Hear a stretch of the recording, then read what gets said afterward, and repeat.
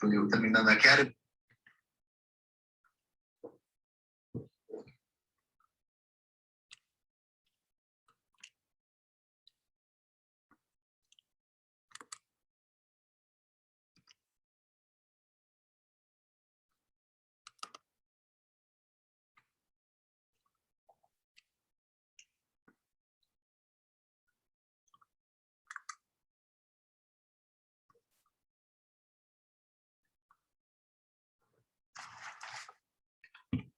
Alhamdulillah.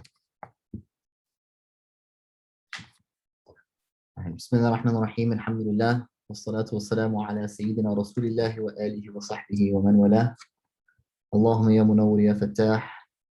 نور قلوبنا بنور معرفتك وافتح لنا أبواب حكمتك وانشر علينا خزائن رحمتك إنك على كل شيء قدير.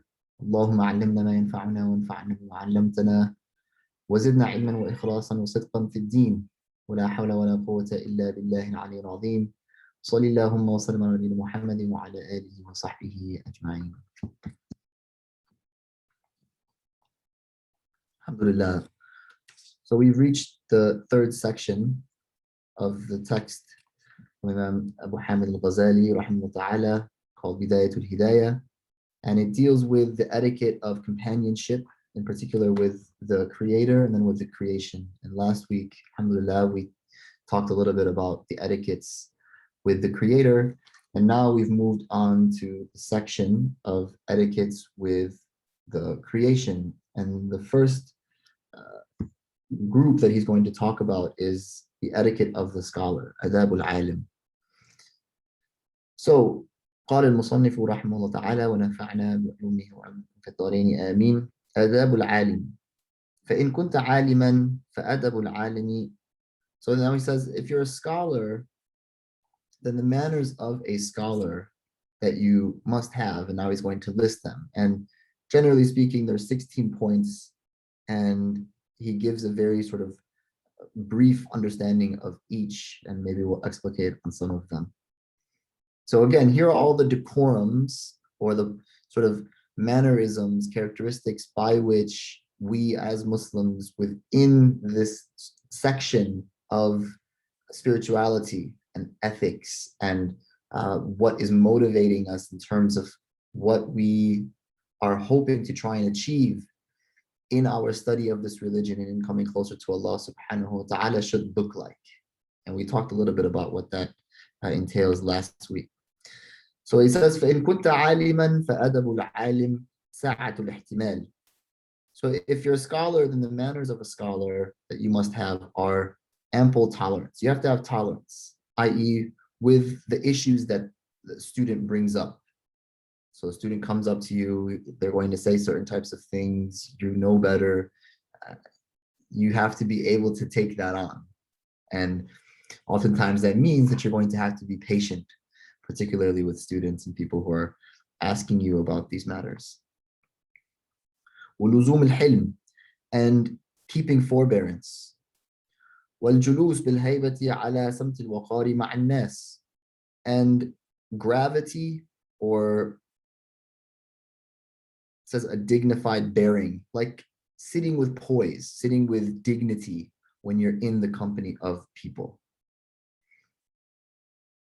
وترك التكبر على جميع العباد إلا على الظلمة, and refraining from showing haughtiness or patronizing people, right, with God's servants, except for the oppressors. And here he means people who are publicly being oppressive because of, you know, the things that they're doing to others, typically speaking. So إلا على الظلمة, except for the tyrants or except for the oppressors. زجرا لهم عن الظلم, as a deterrent to their oppressive behavior. So, you know, your ability to be arrogant with someone who is arrogant, as the scholars say, is a form of sadaqah towards them. Like you're actually being charitable with them. Why? Because in you doing that, it actually manifests to them what they look like. So it's actually not about you doing, you know, sort of giving them what it is that they deserve in order for you to feel good about yourself, or in order for you to have some sort of like justification, gratification around that. it has to do with them. You're actually, in doing this, you're attempting to help them. Now, again, like this is not for everybody. So he's telling you the mannerisms, generally speaking, that we will see, and that those who are in this position of scholarship and teaching people in the community, so on and so forth, these are the types of things that they should be striving for, that they should be manifesting, and that we should be looking for in our teachers. وترك التكبر على جميع العباد إلا على الظلمة زجرا لهم عن الظلم وإيثار التواضع في المحافل والمجالس, and preferring to have a lowly status in gatherings and in meetings. Like you don't want to be seen. You're not going into places and waiting for people to see you. And if they don't see you, then, you know, just have actually heard a story about this in general when, you know, an individual who's a scholar is invited to a gathering and he's known as a scholar. And it was sort of an invitation to him in order to test him whether or not this individual actually had the manifestations or characteristics of scholars. And so what they said was, we're going to invite him here and we're not going to give him that much attention. We're not going to pay much attention to him and see how he acts. And so he came to the gathering. Nobody really gave him all that much attention. He wasn't brought up to the front. They weren't doing all these things. So he immediately got offended. What is this? Don't you know who I am? Yada, yada. And immediately they knew that this individual, you know, maybe he has a lot of knowledge in terms of like information, but we're not really sure about him. And they invited another individual who had knowledge, wasn't recognized as a scholar per se in that way. And he came and they did the same thing with him. And he just sat in the back. Nothing, no problems whatsoever. And so they came to him afterwards and they said, you know, aren't you upset that nobody paid you any attention? These types of things, like, you know, it's not that they didn't know who he was per se, he's just not recognized publicly. But, you know, he's a man who has knowledge and he's coming to a gathering of knowledge. Nobody really recognized him or said anything to him. Why, you know, so why were you back there not saying anything? And he said, actually, I thought that I had done something. I thought it was actually on me. Like I was back there making tawbah, you know, asking Allah subhanahu wa ta'ala's forgiveness because I assumed that this was my doing, something that I had done that maybe hurt people. And so immediately they knew, like, this is a scholar. This is someone whose scholarship means something. It's someone who's not simply just producing information or giving us papers, or he's living this reality. He's manifesting these things in a way that is real and that provides meaning to our lives. So, Allahu Alam, I mean, this is a good way of understanding the difference between someone who has knowledge in the sense of book knowledge, as in contrast to someone who is really inherited from this prophetic legacy. Sallallahu alayhi wa alihi wa sahbihi wa sallam. So they prefer to have this lowly status in gatherings and in meetings. وَتَرْكُ الْهَزْلِ وَالدُّعَابَةِ, and they avoid being known as like people of constant jest and like a joker, right? They're not the joker of the bunch. وَالرِّفْقُ بِالْمُتَعَلِّمِ, and they're gentle with their students. Like they're gentle with those who are trying to learn in terms of like their learning process. They're not taking them to task, so to speak. وَالتَّأَنِّي بِالْمُتَعَجِّفِ, and they're showing patience and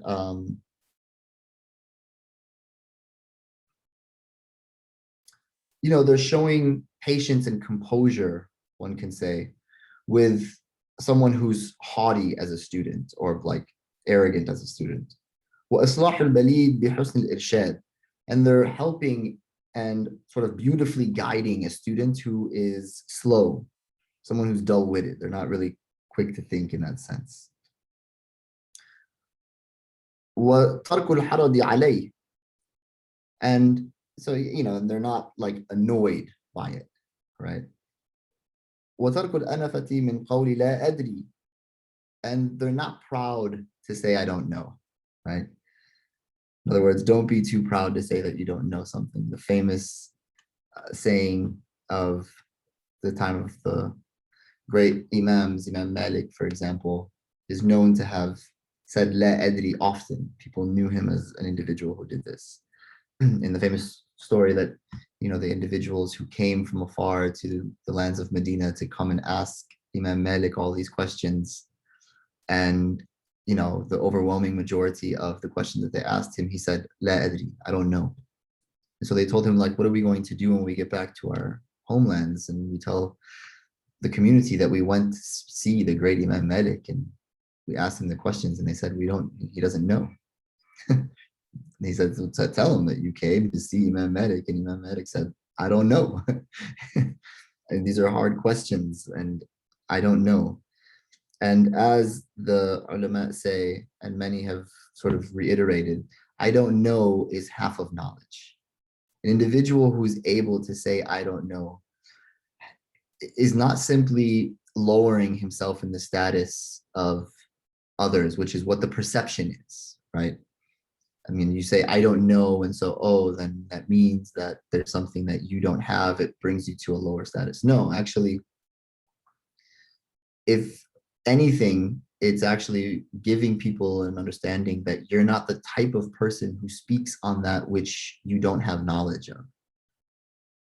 And in so doing, when you do speak, people are very keen to listen to what it is that you have to say, because they recognize that this is not an individual who just says anything, who just speaks, right? Every subject, he's got something to say. No, he rarely ever speaks, as a matter of fact. But when he does speak, it's clear that he knows what it is that he's talking about. And so people trust you and they take from you as a result of that. And you open yourself up to the possibility of knowledge, and you open yourself up ultimately to the possibility of growth. So all of this comes from recognizing, number one, that, yeah, there is a kind of hierarchical structure, and it's not about where you are or aren't in relationship to others, but how you as an individual can grow. And unless you're willing to be able to admit that, it's going to make it very difficult, if not impossible, for you to actually grow. وَفَوْقُ كُلِّ ذِي عِلْمٍ عَلِيمٍ, right, in the Quran. Above everyone who has knowledge is another one who has more knowledge. وَصَرْفُ الْهِمَّةِ إِلَى السَّائِلِ. And you devote your full attention to the questioner. وَتَفَهُّمُ سُؤَالِهِ. And you really try and make a genuine attempt to understand the question. This is actually a really important point, because oftentimes people who are put in a position of teaching and speaking and whatnot, positions of leadership, one can say overall, sometimes have a very difficult time listening to other people, which is really interesting, since you're put in that position on the basis that you're able to conceptualize what an individual is actually telling you to help them. I mean, ultimately, you're there to help people. But if you don't know what's going on because you're not able to properly listen to what it is that they have to say, how do you expect to actually help them? And listening it's a skill. It's a task that has to be actively engaged. It's not something that's done passively. And this is, again, oftentimes the way that we see individuals in leadership tend to assume that they grasped the question that was asked, and oftentimes they didn't. When we look at the Prophet ﷺ and the way that he interacted with people, and the way that he turned his entire body towards the person who was speaking to him, I mean, it showed that he was very much there with them. And another interesting point in relationship to this is that you often find that just being there with people is oftentimes what they're looking for. So, I mean, they themselves may be coming with a particular question, but they're actually trying to just think about what's going on, like why they feel the way that they do. And when they are with someone who is giving them their undivided attention, it oftentimes fills that void that they're constantly wrestling with and trying to understand what's going on. So simply in doing that properly, like just listening to someone properly, you'll be able to properly engage that which they are hoping to try and fulfill. I don't know what that was. That was like an alarm or something that went off in the hallway.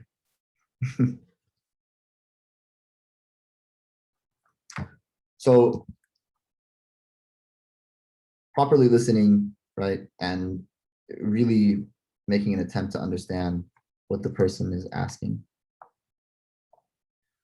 وقبول الحجة, and you're willing to fully accept a proof, like certain proof that comes from someone else. والانقياد للحق والرجوع إليه عند الهفوة. So, in other words, the point that he's making here is that you can accept a claim from someone showing you an argument that you didn't hold.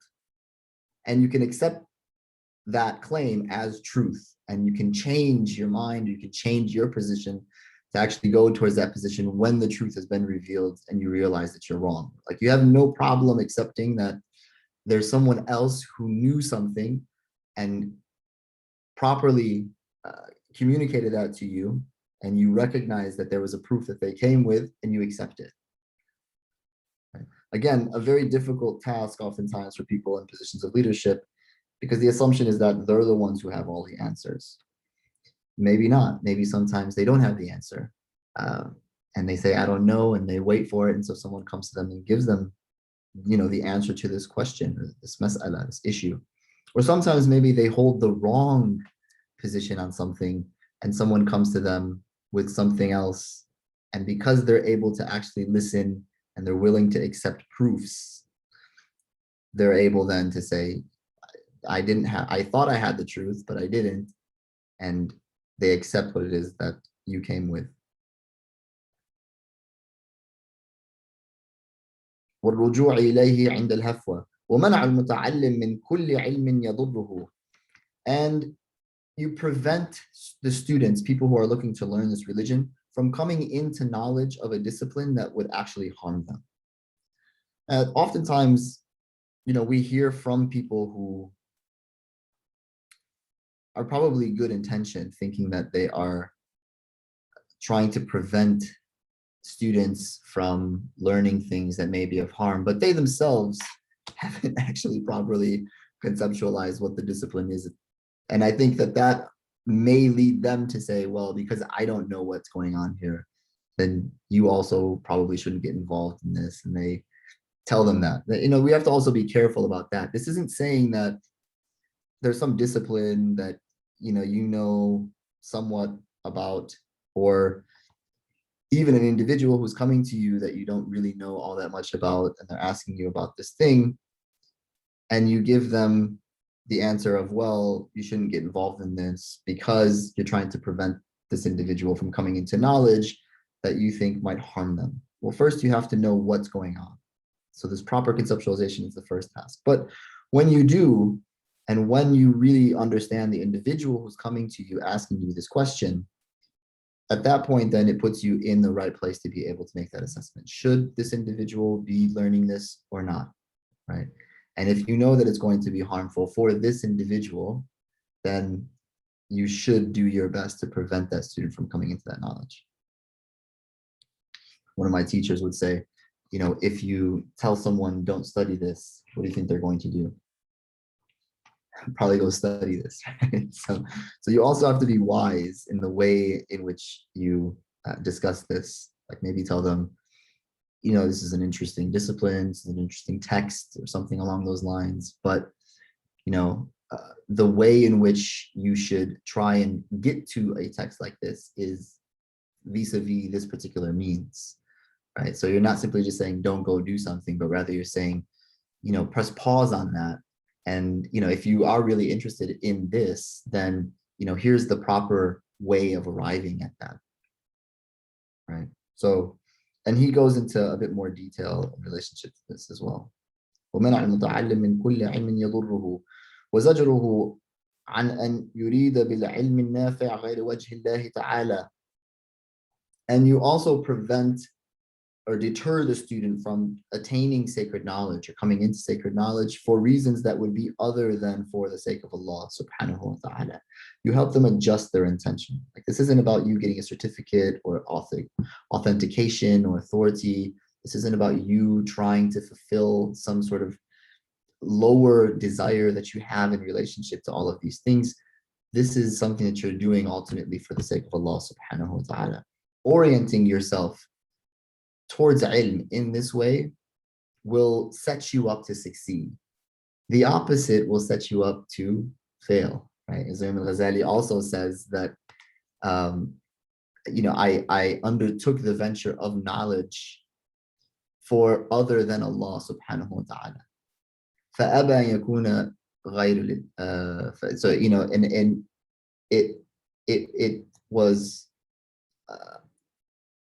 it was restricted from me, or it challenged me in a sense from seeking this knowledge for other than the sake of Allah subhanahu wa ta'ala. لِغَيْرِ اللَّهِ فَأَبَى أَن يَكُونَ لِغَيْرِ اللَّهِ.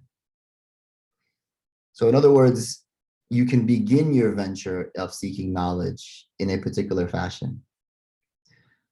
But there's going to come a certain point when you're going to have to reconcile your intention with this, because this is not something that you're going to get, i.e., these profound insights and knowledge of the sacred disciplines. They're not things that you're going to ultimately get unless your intentions are set straight. So help people arrive at that conclusion. Help people get there. وصد المتعلم عن أن يشتغل بفرض الكفاية قبل الفراغ من فرض العين وفرض عينه إصلاح ظاهره وباطنه بالتقوى.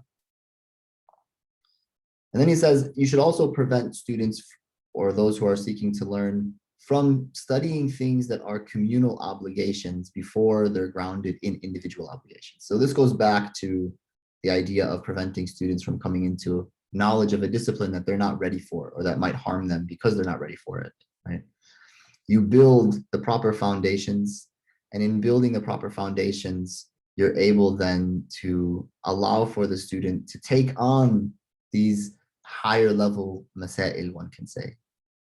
So this is fundamental in our tradition. I mean, oftentimes today you'll find people who are seeking to try and get into a particular text or go into some sort of advanced level discussion on an issue before they've really learned their foundations. And I would say that undeniably this is one of the serious issues of our community in relationship to the way that they learn. They haven't really established any type of proper foundation for the knowledge that they have, particularly of the religion, but even within other avenues of knowledge. Yeah, this has a lot to do maybe with just the curriculums. I mean, this idea of the critique within the pedagogy of the Western academic mindset that is inculcated even in elementary school and junior high, it creates this orientation in us as individuals to challenge anything that anyone says. So you're in class, someone says something to you, it's supposed to be your teacher, and you have this drive or this motivation to be critical. Why? Where is that coming from? And is that really learning? And what you'll find oftentimes is that it becomes an impediment to you being able to be a good student. But we'll hold off on that because he's going to get into that section now. But, watch out for this. Learn your foundations, conceptualize the matter properly first, and then from there, after you've conceptualized it and you disagree or you want to offer a critique, then that's fine. But having that foundation is essential, particularly for building on the knowledge that you do have and being able to honestly engage these higher level discussions properly. So in that framework, he's saying, when you recognize those priorities, then help students also recognize them.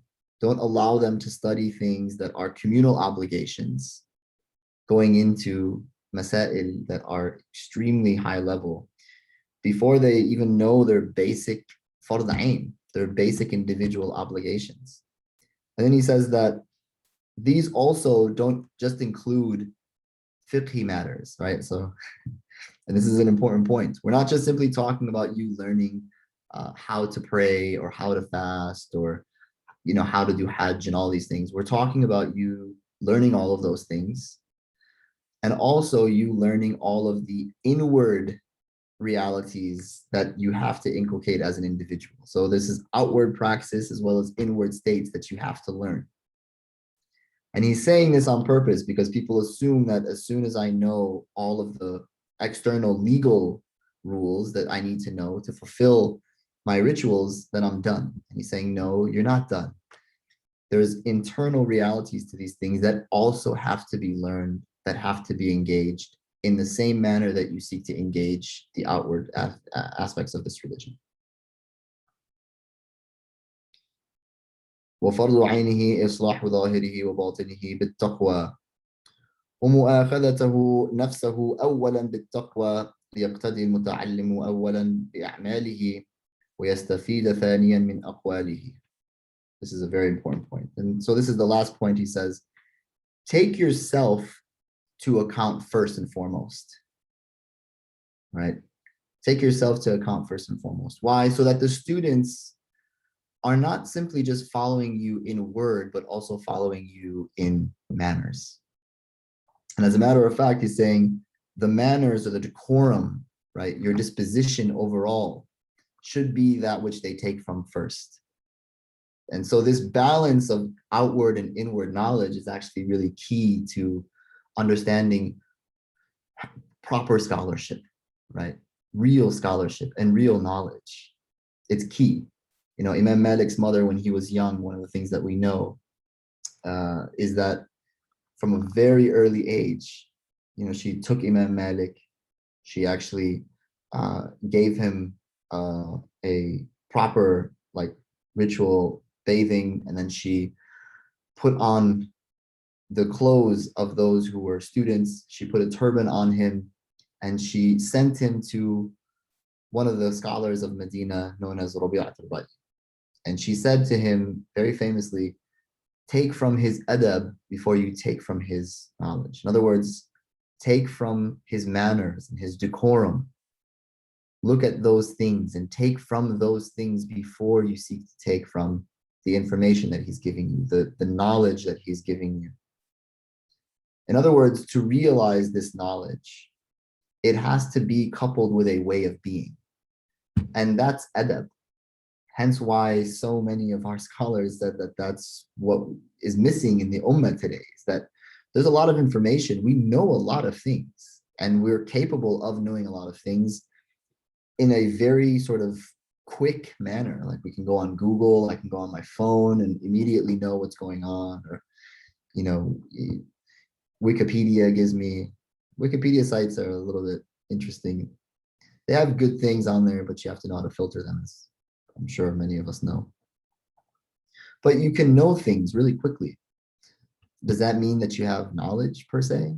Well, no, because in order for knowledge to actually be knowledge, we would say that it has to be transformative. It has to carry meaning. And that meaning is only going to be something that is embodied in the one who holds that knowledge. In other words, simply to know something as kind of like a cognitive exercise is different than embodying that. And what we need are people who embody these realities of this religion, not just people who simply know what so-and-so said or what they didn't say or what this school thinks or what they don't think. And so the qualities that we're laying out here ultimately are the manifestations of people who not only know all of these things in the sense of they know it in the mind and you've memorized it and can give you all this information, but they're actually living it. They're actually doing it. They're actually implementing it. And so these qualities, keeping forbearance, having sort of poise and dignity when you're in the company of people, refraining from being proud, All of these qualities are qualities that we know are qualities that Allah subhanahu wa ta'ala is commanding us to take on. Yeah. So all of these qualities we would say are derived from the scholars of haqiqah, okay, and they derive them through their methodologies that they came with. And it's the same way that the methodologies of the people of fiqh, for example, Ahlul fiqh, the jurists, emerged. All of them derive their understanding from the Quran and the Sunnah.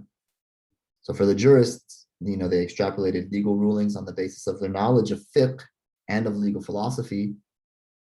And the spiritual masters of the tradition extrapolated spiritual judgments or ethical judgments on the basis of their knowledge of inward realities, the soul, the heart, and how to perfect moral characters and how to treat internal vices. So wherein the faqih, one can say the faqih or the jurist is in need of a shaykh murabbi, someone who knows how to do tarbiyah, spiritual cultivation. Okay, the jurists, the one who has this outward knowledge, is in need of the one who has this inward knowledge. So too, we can say that the one who has inward knowledge is in need of the one who has outward knowledge. And so they're complementary.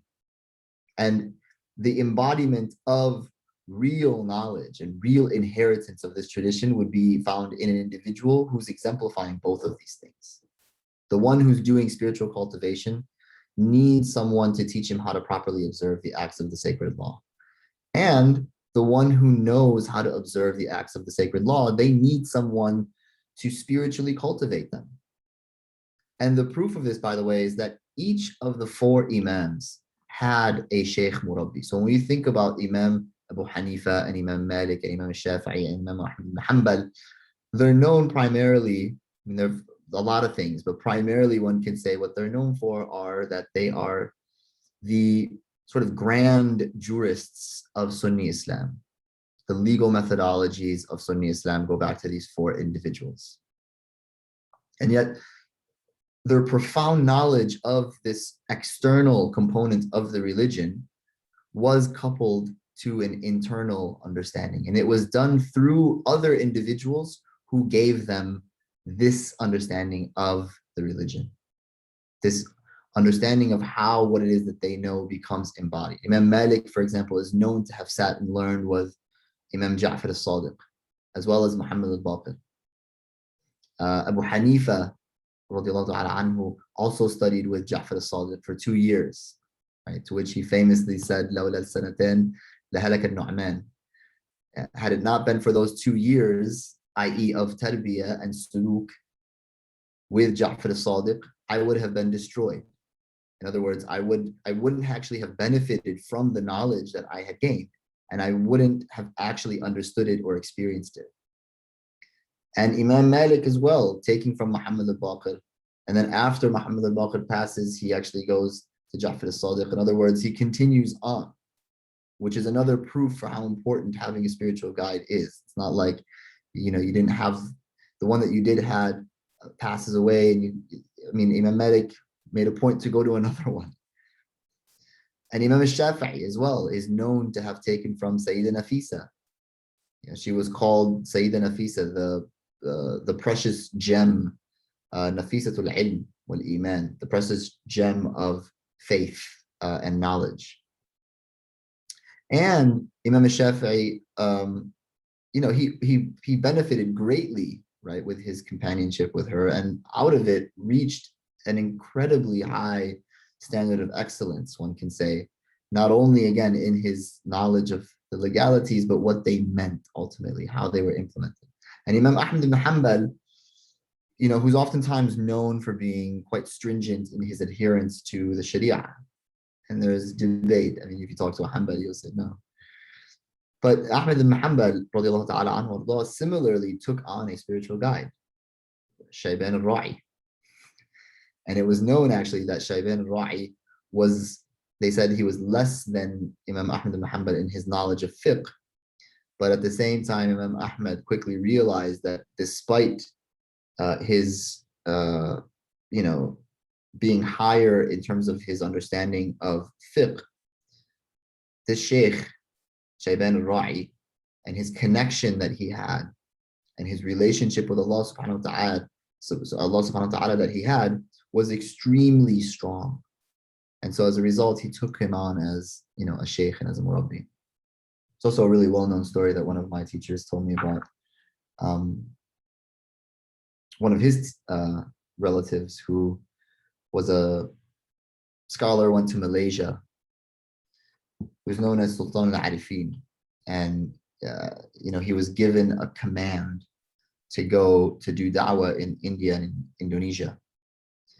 And interestingly, despite his profound spiritual insights and his connection with Allah subhanahu wa ta'ala, he still didn't have a really profound, deep understanding of Islamic law. So he ended up taking one of his students who was a legal expert. And he did so that he could benefit from him and the others that were around him.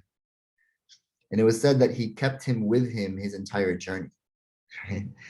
So if I need something in terms of the legalities, I have someone here who I can depend on, even though I have these profound spiritual insights and understandings as well. Again, another example to show the importance of the relationship between the jurists and those who are spiritual masters. There's no division, there's no antagonism between the Sharia and the Haqiqah. And there's no spiritual realization, one can say, without the sacred law. Nor is there sacred law without spiritual realization.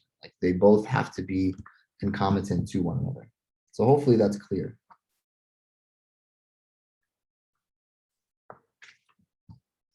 Adab al-muta'allim. So now he gets on to the etiquettes of the students. وإن كنت متعلما فأدب المتعلم مع العالم أن يبدأه بالتحية والسلام. So if you're a student, then the manners of a student with the teacher are to be the first to greet and offer the salutation of peace. Right? So you take that initiative, not the teacher, right? You're the one who's initiating these things. And this also is an indication of you initiating the relationship to learn. You don't wait for your teacher to come or someone that you want to learn from, to come to you and ask you, do you want to learn? No, you go to them and begin that relationship. وأن يقل بين يديه الكلام. And you don't speak too much, right, when you're in their presence. Why? Because you want to be able to learn from them. You're coming to them recognizing that they have something to offer. So allow them to offer it. Oftentimes we get in our own way of learning because we don't stop talking.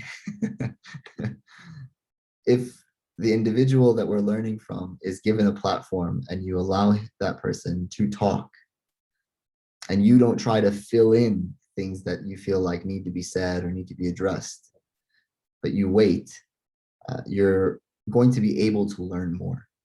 ولا يتكلم ما لم يسأله أستاذه. And you don't speak until you're asked to by the teacher himself or herself.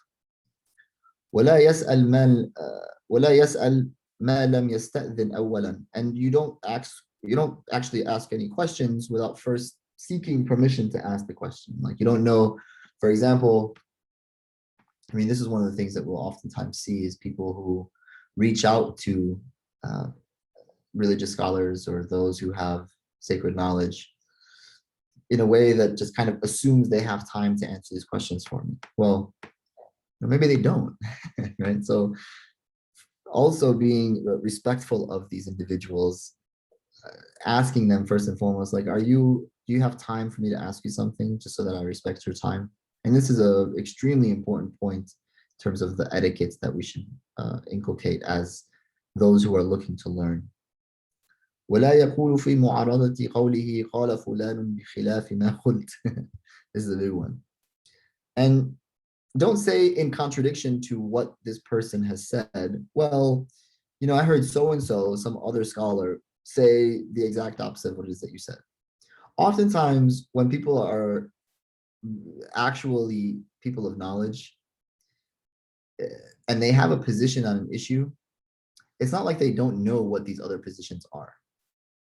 You can think about it in terms of anyone who carries any type of specialization, who's giving you, a treatment, a sort of diagnosis, an understanding of an issue.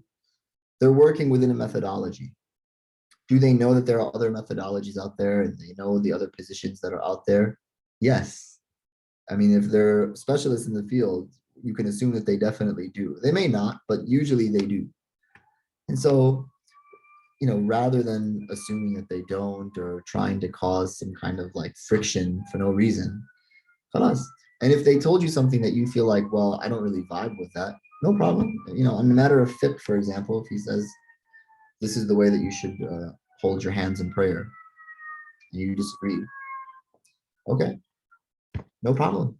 I mean, there are other thoughts out there. It's not like you need to go to tell this person that, hey, some other scholar actually says something else, and I think that he's right and you're wrong. Like, there's no need for all of that. If he gives you something that is of benefit and you want to take it, take it. If not, then don't take it. And, it's as simple as that. But that's a form of decorum, again, that is respectful of the individual that you're with. ولا يشير عليه بخلاف رأيه فيرى أنه أعلم بالصواب من أستاذه. And this is actually where it connects to.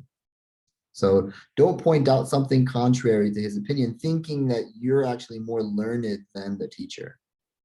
Okay. And again, this becomes a real challenge in the community that we have grown up in here in the West, because so much of the orientation that we've been given as societal or even cultural dynamics have played out have made everyone think that they know everything about everything. And I mean, they do show that there's a form of respect that should be given to certain disciplines. Yet, particularly within the realm of religion, I would say, and spirituality, this seems to be something that is lost. And because there's such a deep disrespect and distrust, I would say, there's a lot that needs to happen to help reorient people into not only an understanding of what the tradition is, but a trust of those who are representing that tradition. May Allah subhanahu wa ta'ala help us. So, you don't know more than your teacher. And even if you do, that's not the way in which you go to learn from someone, right? You need to be able to grant that this individual has something that you don't have. And, if you're going to take it from them or you're going to receive it from them as a gift, then you need to put yourself in a position that allows you to actually receive it. ولا يصار جليسه sorry ولا يصار جليسه في مجلسه. And don't whisper something to another student in the gathering. ولا يلتفت إلى الجوانب بل يجلس متأدبا مطرقا كأنه في الصلاة. And don't look around and be on your phone and be doing other things, but rather sit, have good manners. This idea of like your eyes being downcast, he's basically just saying like sit with respect of the individual and respect of the area that you're in. Like these are sacred to us, like these spaces that we come to learn in, whether it's a zawiya or a madyafa or a school or a masjid or whatnot. I mean, these are places in which the tradition of the Prophet ﷺ is being passed down. So, we should be in awe of that. We should really be aware much more than we find in today's world, where everything is just kind of like nonchalant, doesn't really matter. There's no real grasp of the profundity of what it is that you're getting. And it also doesn't have to go the extreme opposite way, where in which there's no laughing, there's no joking, there's at any way, there's it's just serious, and like we just drill through this stuff and then that's it, and you go home and you don't smile, nobody say anything. No, that's also taking it to a completely different level of extreme. So balance, find that balance. And then he says ولا يكثر عليه عند ملاله. And don't burden him with questions when you can see that the individual is like tired or they're weary, right? وإذا قام قام له. And if they stand up, then you should stand up for them as well, out of respect. ولا يتبعه بكلامه وسؤاله. And don't follow that individual from the gathering, like talking to him, and asking him, can I ask you more questions and whatnot. Sometimes it's okay. What he's trying to say here is be cognizant of the fact that they also have lives and things that they need to do, and so don't bombard them. But if you have a question, you need to ask it, right? So again, you need to find this balance. Oftentimes you'll find people who, because of the way that they've understood and received this form of adab, they think it's impermissible for them to ever say anything to anyone. No, you have to know yourself a little bit. If you're the type of person who is a little more held off and you don't really ask questions, or you feel like you're constantly prying into situations or whatnot, then you should be the type of person who, when you get the input, like the motivation to ask a question in these scenarios, and you know that the imam or the religious scholar is tired, then bismillah, let them move on, and you'll ask them again next time, inshallah. If you're the type of person who never asks questions, and you're always like hesitant to say anything ever, and you have something that you really want to know, and it's at that point, ask this individual the question, right? So again, going back to the fact that we as students have to be adamant about taking the things that we need, getting what it is that we need. So it's not just going to be given to us. You have to ask. If you don't ask out of the fact that you feel like I had really good adab, well, okay, you had really good adab and you never actually asked the things that you need to ask. So, find a balance in this. Hopefully you hear it in that way as well.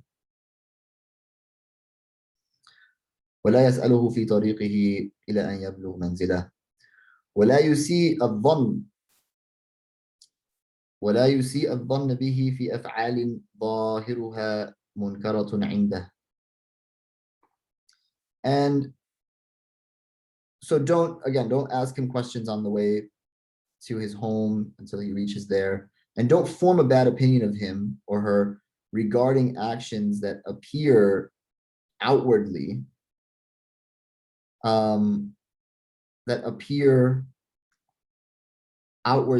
to be blameworthy, for he knows better about his personal affairs.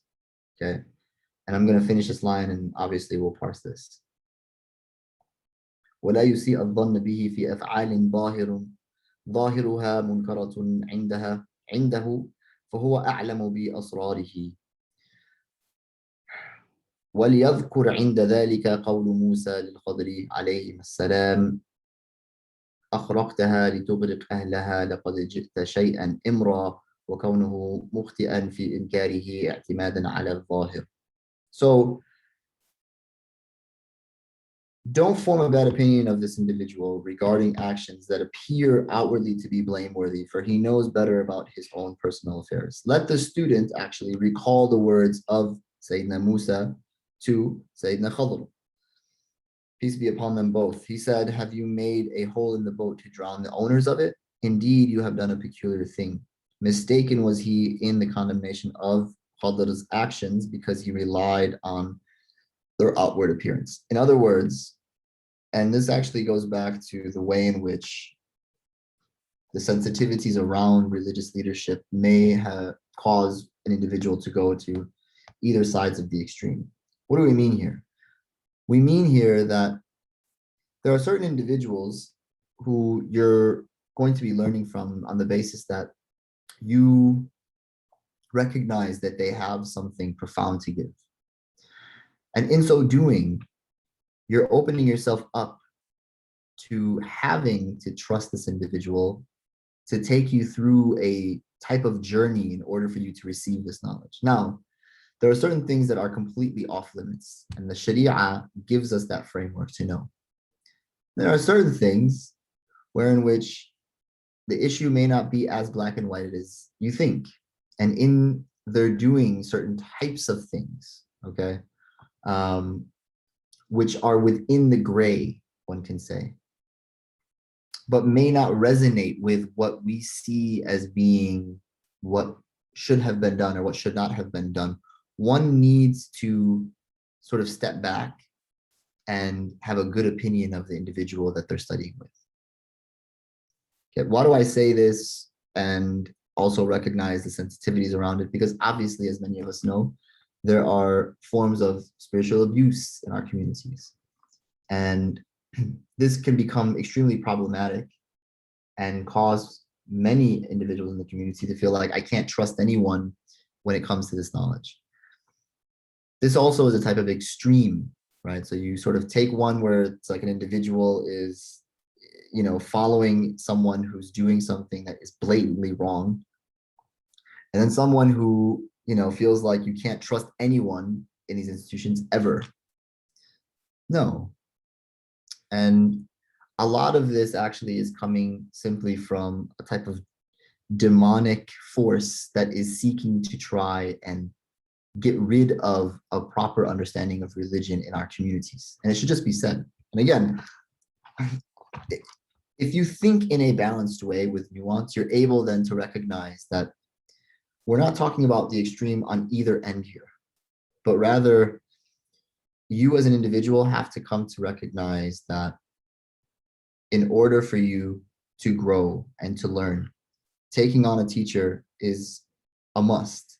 It's a must in any discipline or art that you're going to engage in. And we talk constantly about this with martial arts, not having someone who's a master of a martial art to show you how to arrive at the objectives that you hope to arrive at becomes very difficult for you to realize those objectives.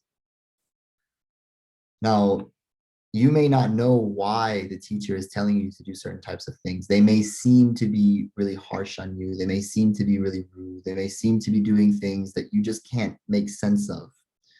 So should you continue to do it and have husn al-dhan, have a good opinion of the teacher, thinking well of them, thinking that there's some reason for all of this? Or should you go the opposite approach? Say, well, I can't make sense of this, therefore there is no sense to be made out of this, and you defy the teacher and you go on your way.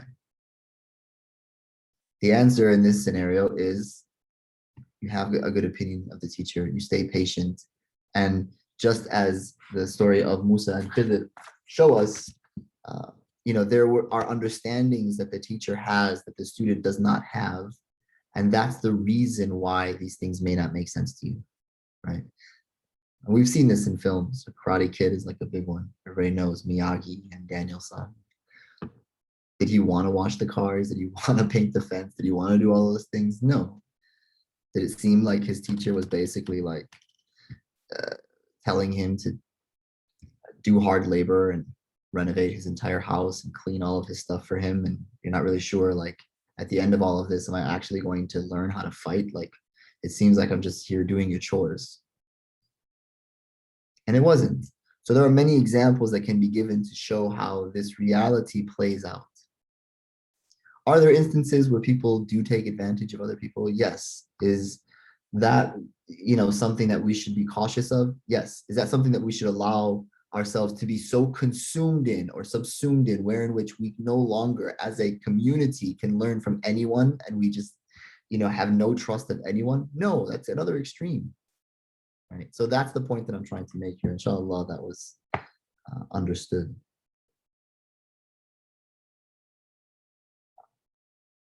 And then the last section that we'll go through real quick here is the etiquette of the child with his parents. آداب الولد مع الوالدين. وإن كان لك والدان فأدب الولد مع الوالدين أن يسمع كلامهما ويقوم لقيامهما ويمتثل أمرهما ولا يمشي أمامهما ولا يرفع صوته فوق أصواتهما. So if you have parents who are still alive, may Allah subhanahu wa ta'ala allow us to benefit from our parents while they're alive. And we ask Allah subhanahu wa ta'ala to have mercy and grant our parents who have passed away the highest abodes of Jannah. May Allah subhanahu wa ta'ala give our parents the best of this world and the best of the next world. for all that they have done for us. So if you have parents who are still alive, then the manners of the child with parents are, number one, to listen to what they say. They tell you to do something, do it, right? Again, you constantly, the mind, right, in the Western world will constantly go to the anomalies. Well, what if they tell us to do? No, relax, okay? You know what I'm saying here. To listen to what they say, to stand up when they stand, again, out of respect. So you see kind of the way in which the teacher student relationship and then the etiquette of the child with the parent relationship seems very similar to that. To submit to doing what it is that they say and to not walk ahead of them and to not raise your voice over theirs. وَيُلَبِّيَ دَعْوَتَهُمَا, and to answer them when they call you. وَيَحْرِصَ عَلَى طَلَبِ مَرْضَاتِهِمَا, and to be intent on seeking their good pleasure. And one of the things that our teachers would say is that, if you're not making dua for your parents after every prayer, then you haven't really understood how to do talab al-ilm properly. Seeking knowledge, at the very least, should get someone to be in constant dua of their parents, for their parents, right? Supplicating Allah subhanahu wa ta'ala to give good to their parents, knowing that, the very fact that you are where you are is because someone took care of you at a time when you could not take care of yourself and brought you to a place which, whether you agree with it or don't disagree with it, brought you to the place that you are now, and you're able to actually seek this knowledge and come closer to Allah subhanahu wa ta'ala. Where did that come from? Well, at some level, it came from your parents. So don't you owe them something, right? Yeah, so, say, رَبِّ ارْحَمْهُمَا كَمَا رَبَّيَانِي صَغِيرًا. Oh, Allah, have mercy upon them as, they have brought me of age. They have raised me since I was young and have been merciful with me. وَيَخْفِضْ لَهُمَا الْجَنَاحِ, and lower to them the wing of humility. Be humble with your parents. وَلَا يَمُنَّنَّ عَلَيْهِمَا بِالْبِرِّ لَهُمَا وَلَا بِالْقِيَامِ بِأَمْرِهِمَا. And don't remind them of your goodness towards them or the fact that you're taking care of their affairs for them. This is really interesting. Sometimes we see people in the community constantly talking about all the things that they do for their parents. Look, I know that people have different scenarios with their parents, but your parents are your parents, and you didn't choose them. Allah subhanahu wa ta'ala chose them for you. And at some level, okay, you have to come to recognize that you're not really doing anything for your parents. Like, this is the one relationship in your life you can say for sure that your parents have one over you. It's not the other way around. Even if it's the other way around with every other relationship that you have on the planet, your parents are really the ones who, have been serving you and giving you over and above anything that you're going to be able to give them. And so that merits a kind of relationship with them, obviously, that then grants all of these points. So, don't mention to them, like, how good I've been to you, or, all these things that I've done for you, or if you were to flip that and see all the things that they've done for you, you would recognize where you sit on that table. ولا ينظر إليهما شزرا, and don't look at them, askance. ولا يقطب وجهه في وجوههما, and do not frown when you're looking at them, right? Like, be good to them, even show good to them. ولا يسافر إلا بإذنهما, and do not travel except by taking their consent before you go. So the relationship of the child with a parent is obviously one of the most important. It's the reason why Allah subhanahu wa ta'ala constantly talks about it in the Quran. And he talks about it as even a degree within the way that we think about theology itself. You know, believe in Allah subhanahu wa ta'ala and be good to your parents.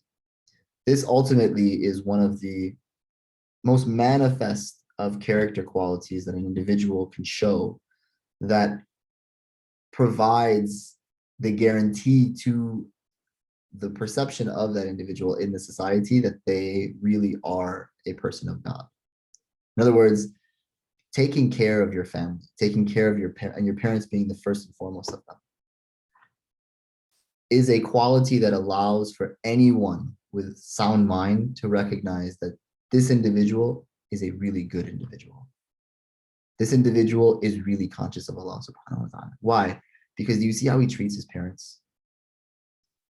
And we've, again, cultivated a society where that really isn't something that's even looked at anymore. I mean, one of the things that our teachers would say is that if you really want to know a person, see how they treat their parents. The dynamics in that relationship, you know, of a child to their parent is such that if a child is really being really good to their parent, they're not doing it in the manner in which, you know, they're being good to some friend of theirs, or, you know, aspects of relationships that carry motivations that far outweigh, right, what type of motivation an individual could have with their parent. And what I mean by that is that it's a lot easier to lose your temper with your parent, to take them for granted, to, you know, why? Because they're your parents and you know that you can kind of do anything to them and they're going to be okay with it at some point, right? At some level. And so if you're taking that relationship and you're making that the priority, then it means that there's something else going on there. Ultimately, like, this is real, a very close understanding of hubb fi sabilillah, like love for the sake of Allah subhanahu wa ta'ala. Why? Because as they say, you can tell a man's character by the way that they treat people that they can benefit nothing from. Like, if I know that this individual, you know, can do nothing for me whatsoever, and I treat them like they're a king, then there must be something completely transcendent of the material world that I'm acting on behalf of. And this is love. And ultimately, the most pure of love is the one that is connected to the divine. So, you know, have you inculcated love inside your heart in a way then that manifests in that manner? Well, you know, one of the modalities by which you can arrive at something like that, first and foremost, is be good to your parents. And be really, really good to your parents. And the people that have understood this have really understood one of the asrar, as they say, one of the secrets of this life. So may we be people who uncover this sir of being good to our parents, and to allow that to be a means of God's pleasure, bi'idhnillahi ta'ala. And then he says, to close out the section, وَاعْلَمْ أَنَّ النَّاسِ بَعْدَ هَؤُلَاءِ فِي حَقِّكَ ثَلَاثَةُ أَقْسَامٍ إِمَّا أَصْدِقَاء وَإِمَّا مَعَارِفْ وَإِمَّا مَجَاهِيلٌ. And know that after the categories above, the rest of people who have relations with you fall into three. Either they're friends and brothers, or acquaintances, or people that you do not know. And in the next section, then we'll go through all of these categories.